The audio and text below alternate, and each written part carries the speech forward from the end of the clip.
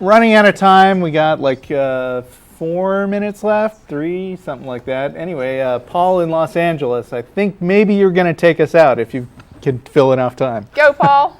Go, Paul, go. Good shot. Hi, Tracie and Russell. Thanks for the show. It's great. I just wanted to make a comment that I do a lot of research, and so I'm currently getting my PhD in active and paleotectonics, so I'm essentially a geologist. And so I'm used to research, and I have a hobby of researching old cultures, such as the Mishmi tribes in northeast India, Scythians, Hittites, and things like that. And one thing I've recently ran into is as I move more into the Middle East and do this research for different cultures, I run into all sorts of biased research that's pretty much the only thing that's available to read about these old cultures, such as Ugrit. I don't know if you guys know what Ugrit is or not. No. I don't think I caught that.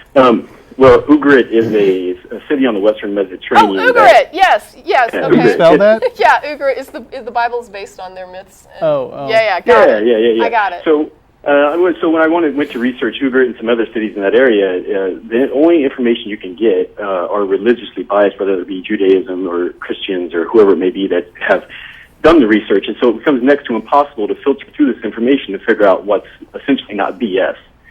And if I can't do that, as someone who's pretty much a professional researcher, I don't see how the common person who isn't a professional researcher can also get their hands on anything that would be worthwhile to read. To get really quickly, Paul, what kind of information are you looking through?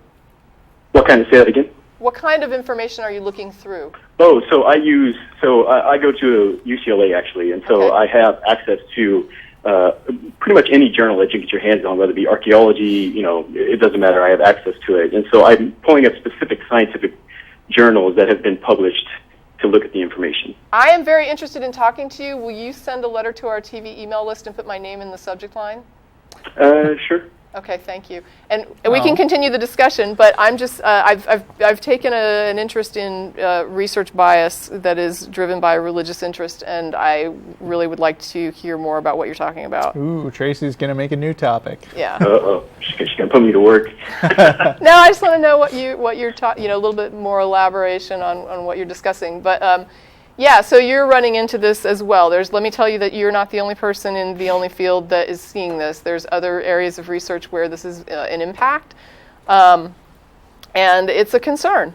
And I have difficulty trying to figure out how we would weed through it, because especially when you have different types of situations. So, for example, I've been talking about the spirituality and healthcare, and there's a bias in that arena as well, but it's not a consensus bias. There's still a debate that's ongoing, even though the spirituality group is still proceeding forward with their agenda. And then there's other situations that I've come in contact with where there's actually like a consensus bias, and this becomes even more problematic because, as you say, people who are not in the peer group are not qualified to assess it, and what it would take to assess it is generally more resource draining than people are going to be willing to put into it. Exactly. Right. Exactly. Yeah, that's kind of my point, is that like if I can smell the BS essentially, but I wouldn't expect anyone else in my family who's not research based for anything that they do to be able to ever smell this out, right? And so I think this is an issue, just the issue is a knowledge issue really that should be addressed. Yeah, and then if you try to say something about it, if you're in a situation where your peer group is biased in a consensus way, you have an even greater problem, because then you end up looking like the wingnut. Yeah. Yeah. And again, when you compare this to other things, I believe we're out of time.